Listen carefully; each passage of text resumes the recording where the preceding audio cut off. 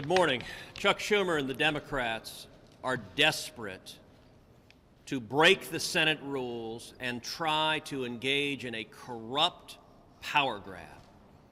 This bill that they're pushing, the Corrupt Politicians Act, would undermine democracy across the country. It takes laws adopted by democratically elected legislatures and subjects them to the arbitrary veto of politically radical, unelected bureaucrats at the Department of Justice.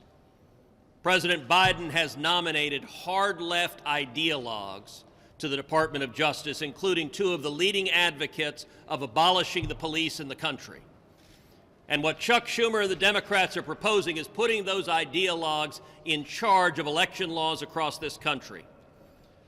What Schumer and the Democrats are trying to do is strike down every single voter ID law in the country, even though 80% of Americans support them, even though a large majority of African American voters support voter ID laws.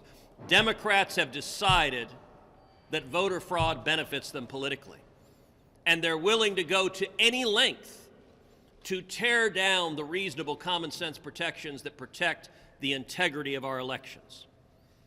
They're willing to go so far as breaking the rules of the Senate to end the filibuster. Now, if you want to know the consequences of that, you may perhaps be skeptical of Republicans. If you're not a Republican, you may be from a different political view.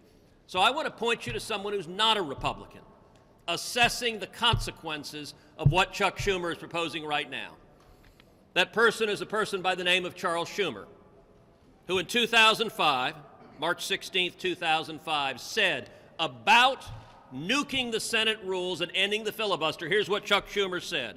They want, because they can't get their way, to change the rules midstream, to wash away 200 years of history.